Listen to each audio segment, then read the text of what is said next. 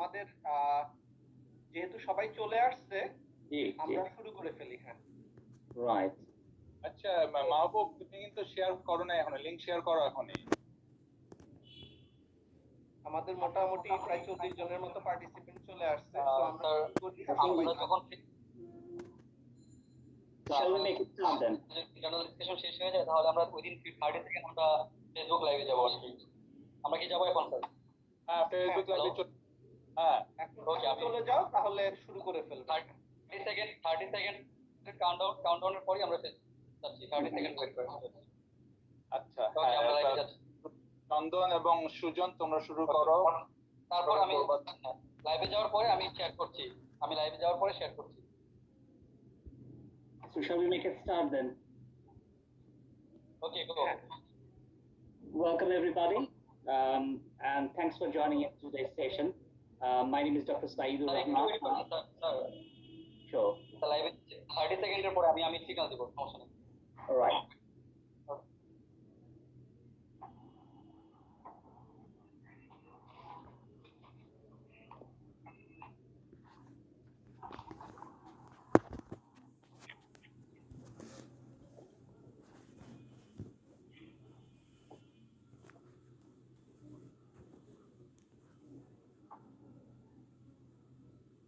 Okay, please go now.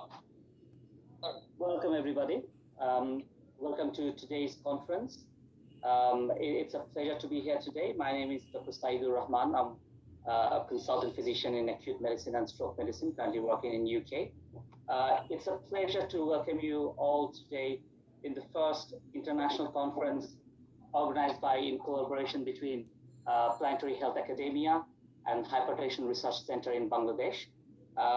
And today's conference is to highlight the fact that the current and emerging concepts in hypertension and diabetes management.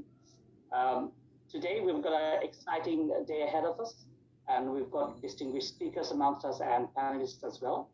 So what I'll do first is that I'll give you a quick introduction to our speakers and panelists, and then set out the day's proceedings as well. And then before we make a start, I'll ask the chairman of Planetary Health Academia to give a short speech to kick off the proceedings. So the speakers today, we have Professor Zakir Hussain, MD Zakir Hussain, and followed by we have Professor Dr. Yusuf Al Mamoon from USA. And after that, we have Dr. Zahid Ikram from UK. Following that, we have Professor Mahbubur Rahman Khan, and then Professor MD Shafiqul Bari from Bangladesh. And finally, we have Dr. Chandan Maitra from the US. Amongst the panelists, we have from Bangladesh today, Professor MD Khaliquজ্জামান, Professor of Cardiology, Dhaka Medical College Hospital. And later we will be joined by Professor MD Mujibur Rahman, Professor of Internal Medicine at BSMMU. From the US, we have the pleasure of Dr. Nasir Khan, an interventional cardiologist, adjunct professor, University of Iowa. And we also have Dr. Iqbal Munir, he's chief endocrinologist, and again, he's an associate professor in UCR School of Medicine in California. So before making a start, I would like to invite Dr. Tasbirul Islam to say a few words, and then we'll start our proceedings today.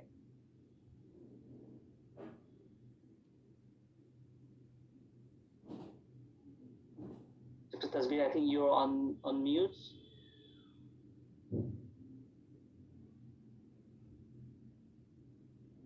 Can you hear me now? Yes, we can. Thank you. Thank you so much for inviting me, and thank you so much the Hypertension Center in Rangpur, and Professor Zakir Hussain, who is the lead and chairperson of the Hypertension Center in Rangpur. So I'm very happy to do we're doing the joint session, the Planetary Health Academia and the Hypertension Center in Rangpur. I want to thank all the speakers from Bangladesh and also in US and United Kingdom for the participations, and I'm pretty sure it will be a wonderful session, and many will benefit from the session. I'm 100%. So I want to give a little background of the PHA quick. Is a Planetary Health Academia is actually formed in July last year, and the idea is to exchange ideas, exchange knowledge, and reduce the knowledge gap, and train the junior doctors in collaboration with the senior doctors in Bangladesh. So we're doing 2 sessions a week. Is Saturday and Sunday. Each day we do 2 or 3 sessions a day, so total 4 to 6 sessions a week. So far we have done over 100 sessions, and we have 120 plus faculty members from US, United Kingdom, Australia, New Zealand, Sweden, Canada, and United Arab Emirates. And we have a lot of panelists, a lot of speakers, and a lot of guests comes also join from Bangladesh to help us. And today you can see we have 3 distinguished speakers from Bangladesh as well, along with 2 speakers from US and 1 speaker from United Kingdom. And Sujan himself is actually from Dhaka Medical College, but he is now working in United Kingdom and moderating the session today. So I want to thank everybody. I want to thank Chandan Mitra especially, because he is the faculty lead of internal medicine, and I'm so happy that he is doing the first joint session on behalf of PHA with Bangladesh counterpart. And it is the start now. So we'll do more sessions with different subspecialties like pulmonary, critical care, cardiology, and so on. So without any delay, I want to pass on to Sujan again, and thank you so much for inviting me. I'm very much looking forward for an exciting session. Thank you. Thank you, Dr. Bhai. Now I'd like to invite Dr. Bashar Atiquzzaman. He's one of the directors of Planetary Health Academia to say a few words for us. Thank you. Thank you very much. I just came here to listen today, and I just wanted to say thanks to everyone, especially the collaborative effort of the great clinicians from Bangladesh, as well as our colleagues from UK. This is what we really want to do, to increase collaboration among us, to learn from each other, and see if we have any scope to contribute in the healthcare of Bangladesh. So I really wanted to thank you all, and it's good to know what Professor Zakir Hussain is doing. It's really,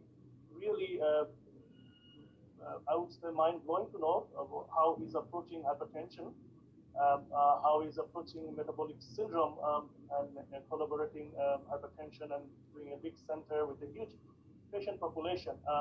And unless PHA is doing this kind of collaboration, we would not know. And I'm really very happy to see. And in future, as Tazvir Bhai was saying, that we would like to do more of this in various subjects. And please let us know how we can collaborate more, how we can work more, and how we can help more. Once again, I would like to thank my younger brother, Chandan, to organize this, Mamun to come forward, Zahid Ikram Bhai from UK. I'm so happy to see you here today. And my younger brother Nasir as well. Very nice to see all the great senior clinicians of Bangladesh. I'm really looking forward to hear today's conference. Thank you once again. Thank you, Atiq Bhai. And finally, I'd like to invite Dr. Nasir Khan Bhai to say a few words, please. Thank you so much. I'm not going to take so much of time, because I'm just going to echo what Atiq Bhai and Tazvir Bhai have said. The whole purpose of this session, the PHA, was to bring all of us together. And I would really like to thank Chandan for arranging this first session. And I'm really excited to see, my teachers who I really directly learned from in my medical school days. So like Professor Zakir Hussain, Professor Khaliquzaman, and Professor Shafiqul Bari was my classmate. So I'm really excited to be again, rejoin. That was the whole purpose of PHA. And thank you everybody for joining. I'm eagerly waiting for the session. Excellent. So we'll make a start. Before we start, though, a little bit of housekeeping rules. So each session will be for 15 minutes. and I'd like the speakers to try and remain within the time frame so that there's opportunity for the participants to ask questions. I think that adds a great value to the whole conference. And also, we'll carry on with each of the sessions, and we'll have the question answer session at the very end, and we'll invite the panelists to give their valuable opinion, and then we'll take questions. For the participants, if you look at the chat box, there is a link for the certificate. So if you fill in the short survey, you'll be able to acquire the certificate for today's conference. So without further ado, I would like to introduce our first speaker today. I think all of us, we know about Professor Dr. M.D. Zakir Hussain. He's one of the most distinguished clinicians back home in Bangladesh. A little bit about him. So he has worked as a professor of medicine in various institutes, including Rangpur and Bogra Medical College. And he was also the principal of Rangpur Medical College as well. After his retirement from the government service, he's currently working as a professor of medicine at TMSS Medical College, Bogra. And as we all know, he's the founder of Hypertension and Research Center in Rangpur. What Professor Zakir has said, he's taught something wrong. I think no, you have taught all of us a great deal, and I think it's just a changing the scenario. And his topic today is the contrast and similarity among hypertension and diabetes management. So Professor Zakir Hussain, thank you. Thank you. Thank you, Dr. Saidur Rahman. Can I share the slide?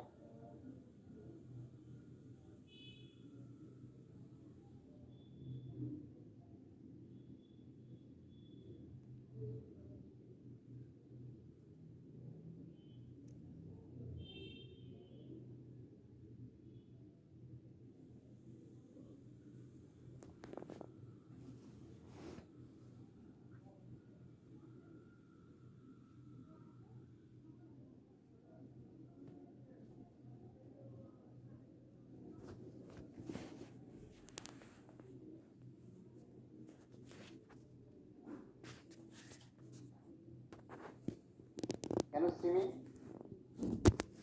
Hello? We can see the slides, yes. Yes. Thank you. Honorable Chairperson of this session, respected panelists from home and abroad, learned speakers from different parts of the world, dear audience. Assalamu alaikum, good evening.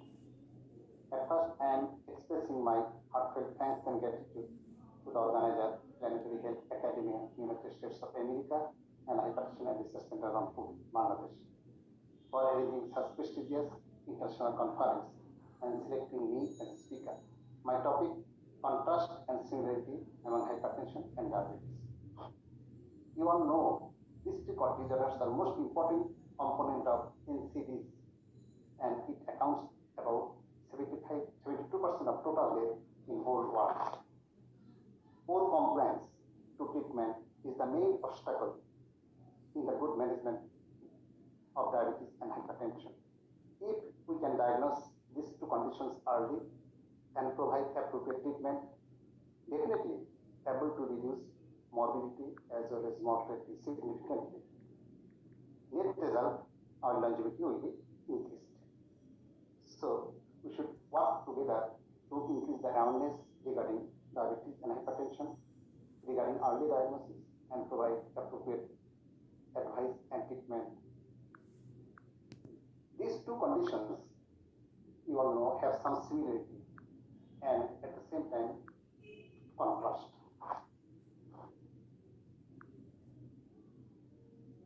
At first, these two conditions, you all know, chronic condition, slowly progressive and incurable, that are very easy to diagnose and can be treated with low-cost medication, but only controlled in most patients due to lack of awareness and poor compliance with treatment.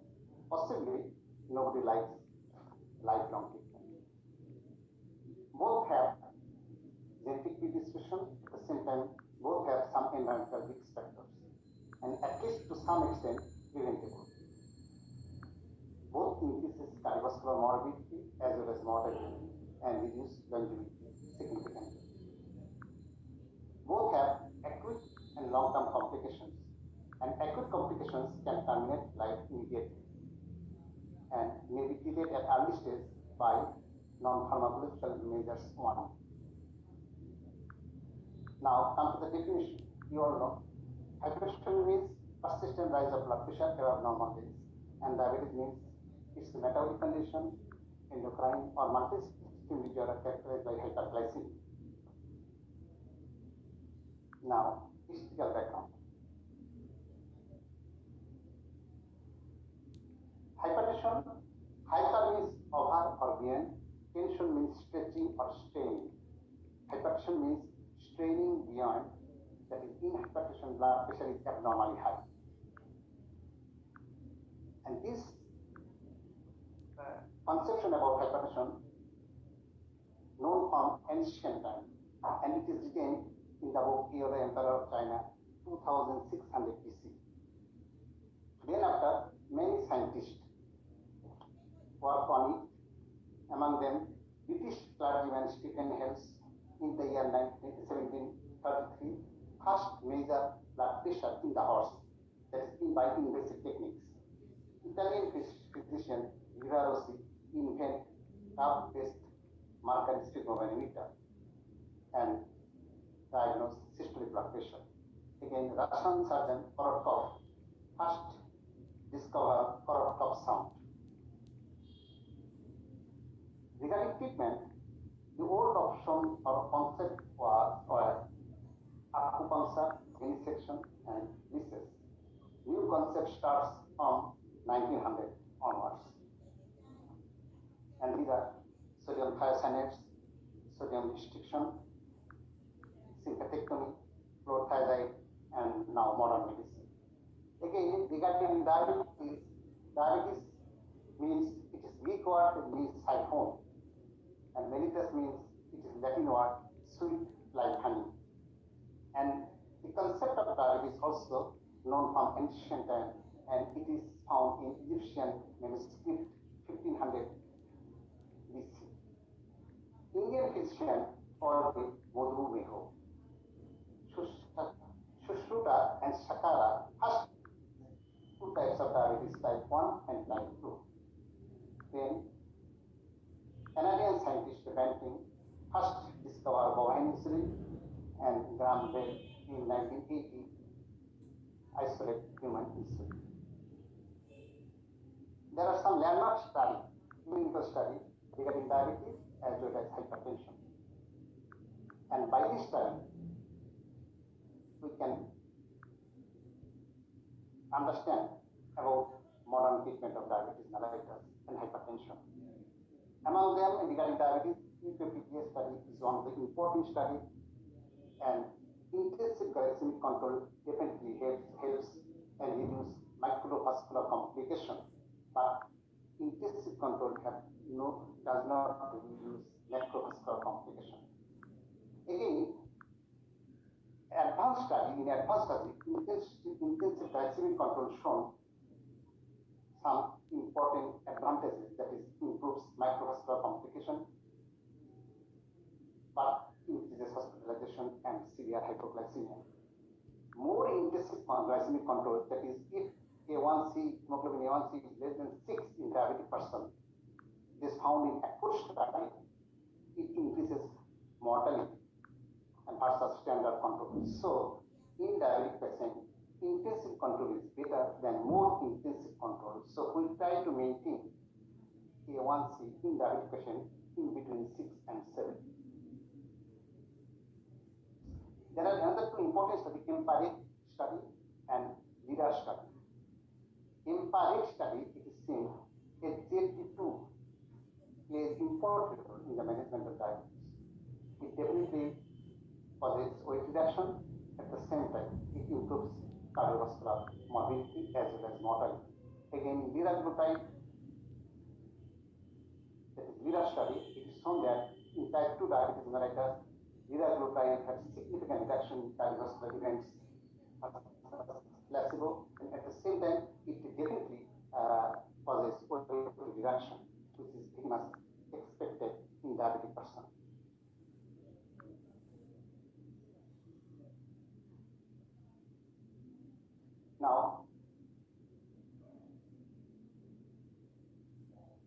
hypertension, there are some landmark studies. Diastolic blood pressure goal will be that it is known from ADFP study in 1979. Again, isolated systolic hypertension in the elderly should be treated, and by treatment in this group of patients, definitely there will be reduction in morbidity as well as mortality. It came to know by SHIP study. Again, HOT study shows diastolic pressure less than 90 does not add any further benefit. There are many studies, but one of the important studies is SPIN study, systemic hypertension intervention. It is shown that it shows significant mortality and cardiovascular benefit in groups with systolic blood pressure goal 120. And depending on the SPIN study, ACC and AHA classification was made. Now regarding epidemiology, you all know an estimated 1.1 billion people worldwide and estimated 63 million adults are living with diabetes. So it is seen that diabetes 2 to 3 times more common, hypertension 2 to 3 times more than diabetes. Regarding prevalence, overall prevalence in hypertension 20% and overall prevalence in diabetes 9.7%. Regarding hypertension, it is more common in female 21%. This is the result of study from Bangladesh. There is no significant sex difference in diabetes person. Urban population has more diabetes and more hypertension than rural population. Now come to the classification. Regarding classification, hypertension may be classified as primary or secondary. Again, primary hypertension may be called essential or benign hypertension. This is normal. Hypertension may not be benign or essential. In the ancient time, it was the concept that with increasing age, blood pressure will be increased, and that is essential for good perfusion to the vital organs. It should be called primary hypertension, and another is secondary hypertension. And primary hypertension is common around 90%. Again, regarding diabetes, type 2 diabetes and type 1 diabetes. Type 2 diabetes is more common around 85 to 90%, and type 1 diabetes less than 10%. Now come to the etiology. In case of primary hypertension, there are some risk factors. There is no etiology. Regarding in case of type 2 diabetes, there are some risk factors. But regarding secondary hypertension, as well as regarding secondary diabetes mellitus, some causes, and these are almost similar. In case of secondary hypertension, renal cause and drugs cause are most important. In case of secondary diabetes, drugs and hormonal cause are most important. Regarding risk factor, that is non-modifiable risk factor, almost similar in hypertension as well as in diabetes. That is, with increasing age, primary hypertension incidence increasing. Both these conditions have some genetic predisposition and ethnicity more in common blacks. Regarding modifiable risk factor, in case of essential hypertension, lack of exercise and obesity play important role, and these two also play important role in type 2 diabetes mellitus. Regarding pathogenesis, in case of hypertension, reduced renal function, increased blood volume, and increased cardiac output. There are some release of some constrictors, and there are structural changes like I said. In case of diabetes mellitus, in case of type 1, autoimmune destruction of beta cells, and in type 2, insulin resistance or beta cell dysfunction. Regarding pathology, almost similar. In case of hypertension, accelerated atherosclerosis and arteriosclerosis. In case of diabetes, accelerated atherosclerosis and high arteriosclerosis. So, pathogenesis may be different, but pathology is almost similar. Regarding target organ damage, in case of hypertension, there are 5 target organs: blood vessels, heart, brain, kidney, and eyes.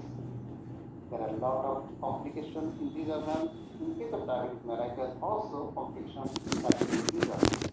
And in diabetes, it can be divided into microvascular and macrovascular, that is retinopathy, neuropathy, nephropathy, and ischemic health stroke, PIA, or cerebrovascular disease. In fact, these are all happening in also diabetes, in hypertension.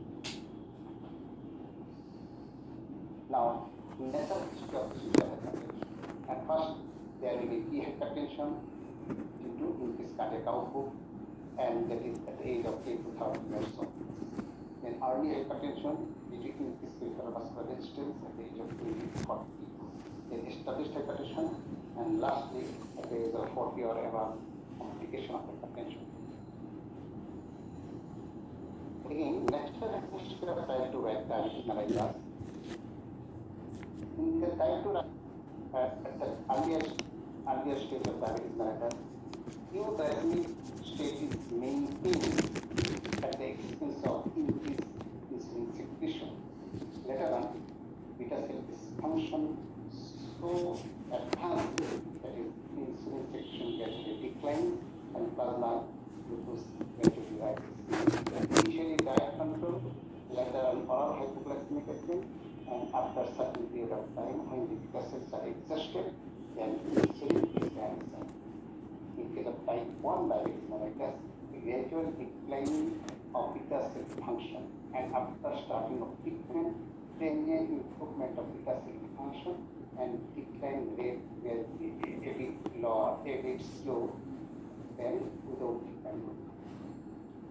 Now, regarding symptoms. In case of essential hypertension, usually it is published in asymptomatic, and in WHO 2009 declared it silent killer. In case of diabetes, type 2 diabetes, often asymptomatic. But in case of type 1 diabetes, there are some typical symptoms, that is increased appetite, weight loss, increased urinary output.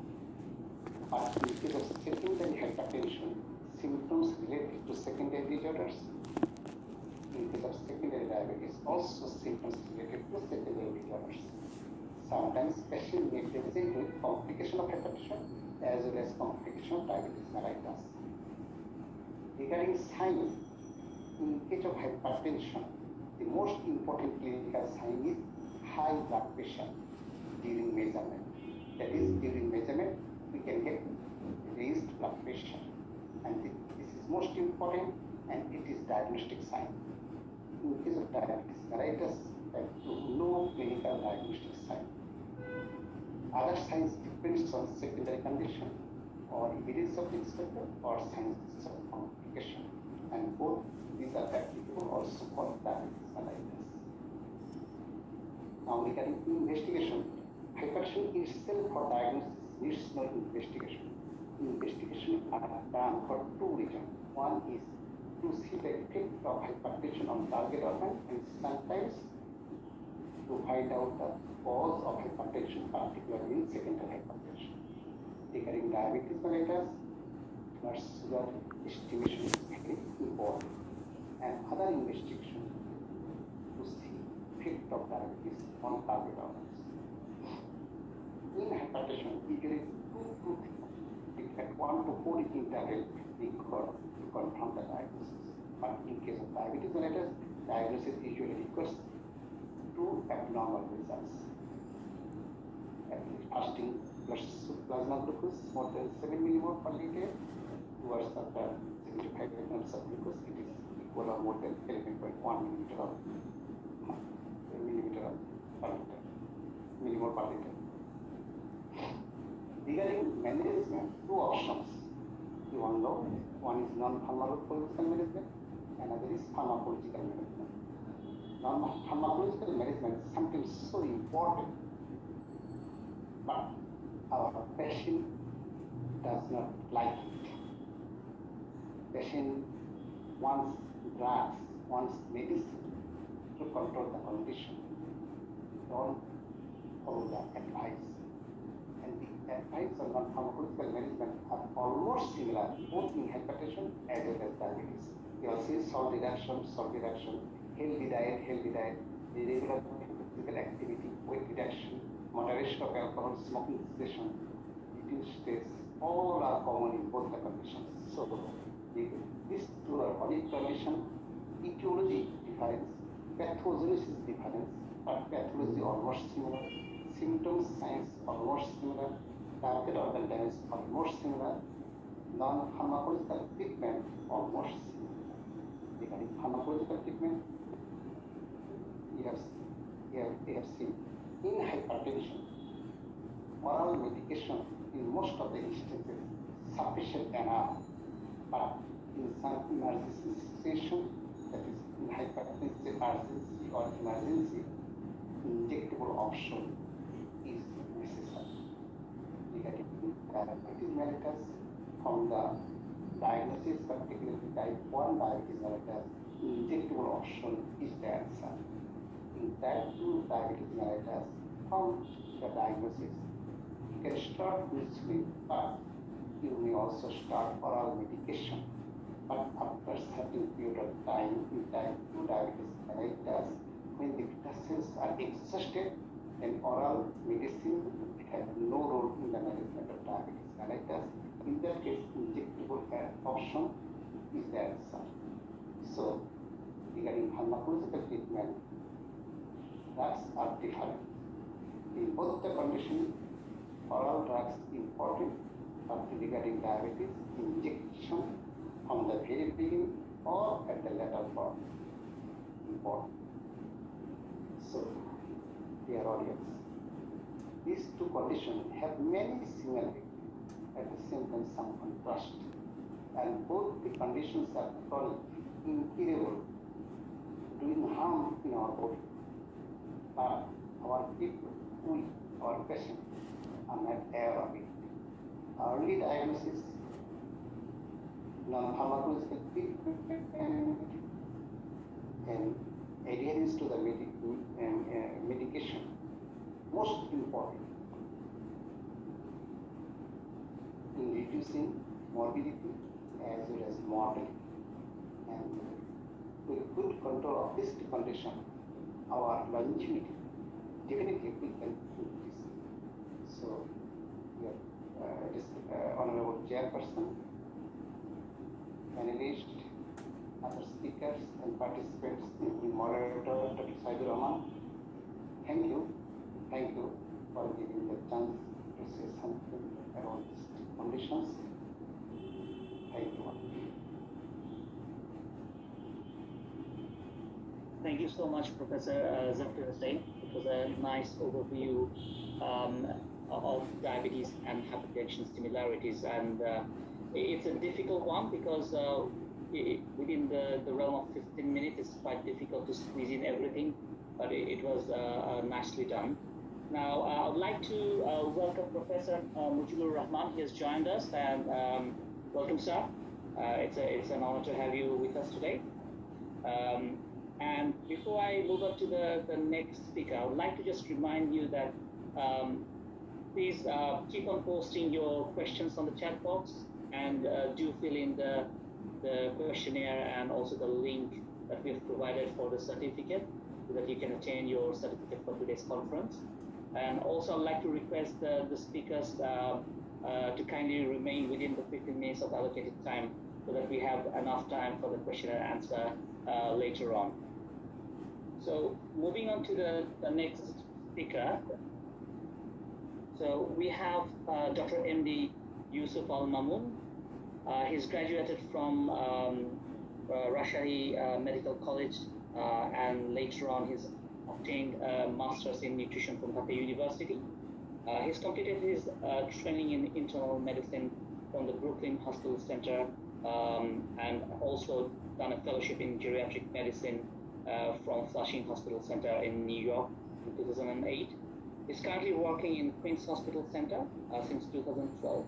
He's involved in teaching. He's an assistant professor in the Department of Medicine, and also heavily involved in the care of elderly and frail. So Dr. Yusuf Al-Mamun, his topic today is the ambiguity of classification of hypertension. On to you, Mamun Bhai. Thank you. Thank you, Dr. Saidur. Thank you, KJ, Dr. Zakir Bhai, and Hypertension Research Center in Rangpur. The purpose of this session from PHA was that, to share our knowledge across the globe. The Bangladeshi doctors who are working in all over the world will share their knowledge with the Bangladeshi counterparts of doctors. So I like to thank Zakir Bhai that, as I was from Rajshahi Medical College, and Zakir Bhai is always trying to spread this kind of station throughout the Bangladesh. It's not only Dhaka or the Chittagong or the big city. So this is, I think, the first one that, outside the Dhaka, and many speakers, especially, I'd like to thank Bacha Bhai, who was my senior when I was a student in Rajshahi Medical College, and all my respected teachers here. Saidur, can I share my screen?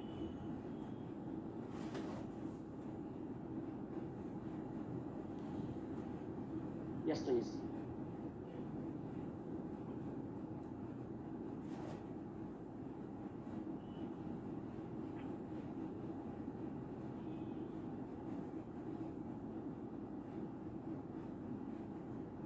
Okay. So this topic was selected by Dr. Zakir Bhai. It's really that by seeing this topic, that ambiguity is very, ambiguous topic, or the terminology for the blood pressure classification and the definition. We all know that, the definition, screening, then when to start the treatment, and how to prevent the complication. All are very tricky, and differs from guideline to guideline, organization to organization, country to country, region to region. But our main goal is for the appropriate diagnosis, to start the treatment and prevent the complication. I want to mention a couple of things before going to that classification.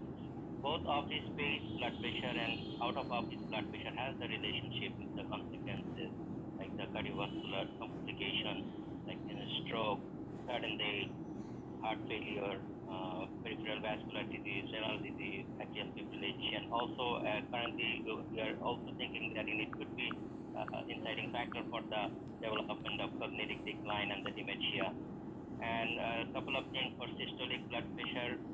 We know that it's better predictor for events than diastolic in the elderly patient. And diastolic pressure is more, for the, increased cardiovascular, indicate the more associated with increased cardiovascular risk for younger patients. And diastolic pressure gradually decrease with the age for the as a consequence of the arterial stiffness. And pulse pressure is the important predictor for the elderly patient. So how we are taking the blood pressure, how we are monitoring. Couple of things we do: check the traditional in our office, and then we have some automated oscillometric blood pressure machine.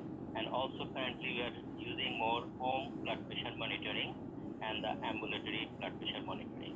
Home blood pressure monitoring, usually the patient himself or herself, they are checking the blood pressure 2 or 3 times a day, and for 3 to 5 days before going to the doctor's office.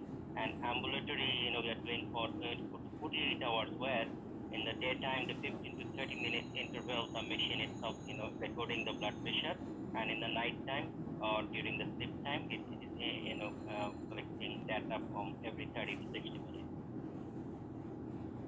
So for a couple of guidelines I'll be mentioning here, and from there, we'll try to figure out what the ambiguity between the classification and why they are doing it.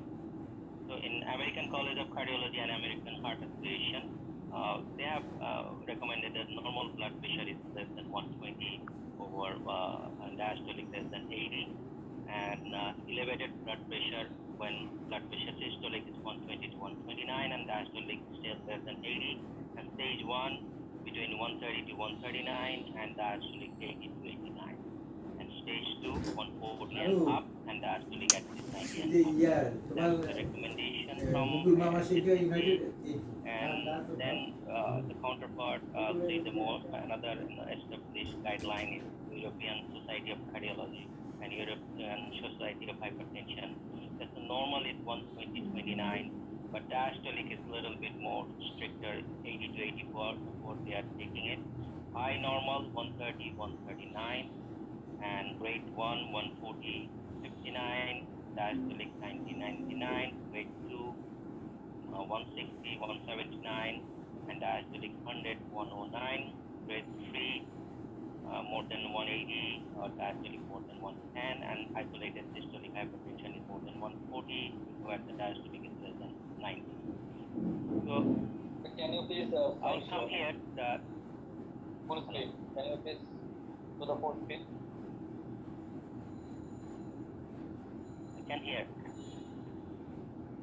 Can you show the full screen, please, sir? You cannot see the screen. Oh, full Full screen. screen. Yeah. It's not opening. Can you see it? Can you see now? No. I think we can see the slides. If it's difficult, shall we just continue? Okay, just finish it. Yeah, I know. And it will be quick. And we all know this, just giving you the, heads up, the difference. So if you go by the ACC and the European Society of Cardiology, that's the basic difference here. I'm putting it here, the clinic. And ACC, I think, is more stricter with the number. And you can see that in a clinic, more than 130/80, and European Society, more than 140/90, and home blood pressure, 130/80, 135/85, daytime blood pressure. It's important thing is I want to mention the nighttime ambulatory, blood pressure monitoring is more than 110/65, and where it's European Society, more than 120/70. So next one is another one is National Institute of Healthcare Exercise, and the same thing, I think you'll know this one. I want to skip this slide. Same thing, I'll skip this one.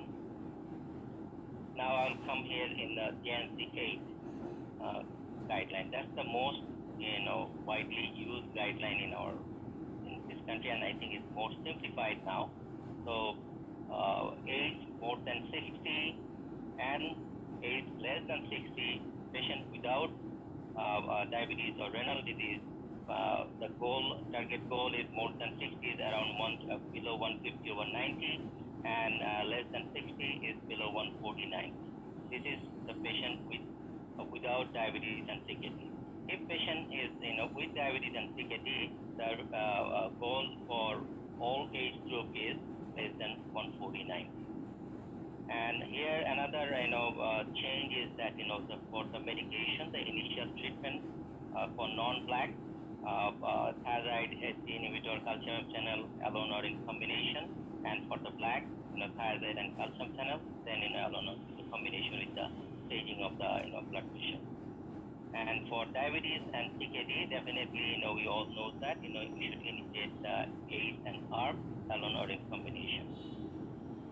With all those things, lifestyle modification is a very important thing. There is no ambiguity.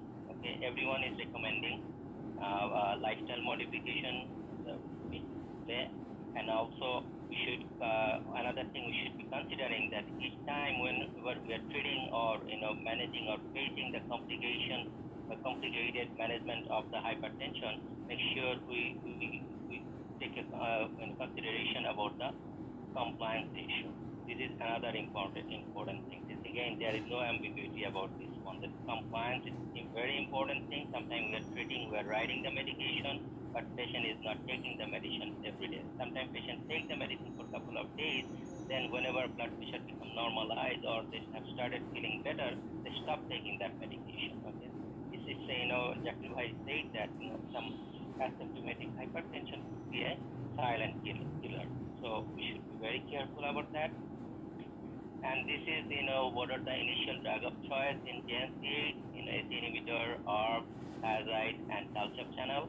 And what is the strategy of, up titrating or, adjusting the medication? This one strategy is start one medicine and you can go higher and maximize the dose, or, strategy B is, we can start one and before going to the maximizing that medication, we can add another one. And third one is the systolic pressure test. The blood pressure is more than 20 or 10 millimeter above the goal, we can start the two medications. Here at the lifestyle modification, I don't want to mention this one now. Another guideline from American Diabetic Association. They are a little bit different from JNC8. But about the goal for blood pressure, their recommendation is patient with diabetes and diabetes and the hypertension goal should be below 140/90, even in the age more than 60. Even for younger patient, they are recommending more tighter goals less than 130 and 80. Another recommendation from the ADA, I think they have recommended additional medication in the night time to control the nighttime blood pressure. And definitely the ACE and ARB should be the initial drug of choice. And lifestyle modification is there. And here is the JNC 7 and 8 little difference. So these are the couple of guidelines I have mentioned. We all know the hypertension. We all know how to treat the hypertension. But question is the ambiguity. These all guidelines are developed from the developing country, and for the people for the developed country, I'm not sure how much it would be feasible for the developing country like Bangladesh, regarding the ambulatory blood pressure monitoring. I am not sure how much it would be adaptable in Bangladesh. Even in here we are facing a lot of trouble, right? In the people, even I see that very educated patient, they are taking their medication. They never saw that what they are taking, what the instruction is written in the bottle of the medication. So it is really challenging. Another one is what is the number for blood pressure to start, and what is the goal, and up to what goal we should treat, like for elderly, multiple comorbid condition. Elderly is not now only more than 65, it's now 80, 90, all are we have to consider that one. And the medication wise, whenever we are starting the hydrochlorothiazide and ACE inhibitor or the other like spironolactone for more advanced heart failure, we are checking the labs every 3 to 4 months in this country.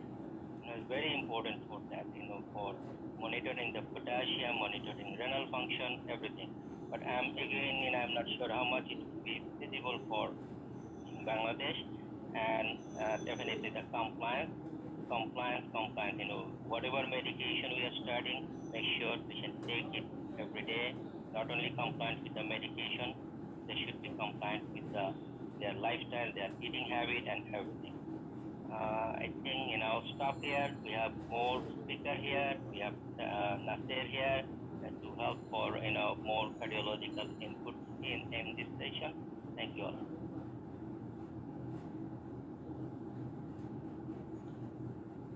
Thank you so much, Mamun Bhai. It was nicely laid in front of us. I think what you said is very right. We have all the guidelines, but in terms of the practicality, how we use and take those guidelines and use in our daily practice in the context of wherever we are working is something that we need to think hard about. Now, I'd like to sort of welcome Dr. Iqbal Munir. He has joined us. Welcome. And just like to again say that it's very interesting what you said about the different targets of blood pressure that's recommended by different the guidelines. And I'm excited to hear from Dr. Zahid Ikram what he has to say about that strict control of blood pressure in the elderly population. So A little bit of about our next speaker, Dr. Zahid Ikram. He's a consultant physician and geriatrician working in UK. He also specializes in orthogeriatrics. He's currently working in the University Hospital of Sussex in Chichester, UK. And his topic today is management of hypertension in elderly. Really excited to hear what Dr. Zahid Ikram has to say. Thank you. Okay, I'll try and share my screen. Oops. Share. Oh. So I'm trying to share my screen now. Working. Can you see a PowerPoint slide? No, not yet. Not yet, okay. Let's see, share screen. Good. Share, alright, let's try it now. Right. Can you share PowerPoint slide now or Yes, we can. no? Yes, we can. Okay, good. Thank you very much. Thank you so much for organizing PJ very much time to come here. And Chandan, thank you very much for your hard work. I am encouraged by the fact that I think there are some of the people on the among the speakers and the chairperson who have got a considerable experience in geriatrics. I think this topic is quite a difficult one. So I'm going to talk about blood pressure control in the older person, but mostly about control in the frail older person. And I know that concept of frailty is something which may be new to a lot of people. I'm going to go on to the next slide now. So first of all, as we have already heard from Mamoon, from my friend Zakir, that what is old is the first question. So, Zakir started off by, I think he was talking about the SHEP study in which they said 60 is old. I think Zakir and I are either both 60 or pushing 60. And if anyone called us old, I think we'd probably be upset. So what is old is probably the first question.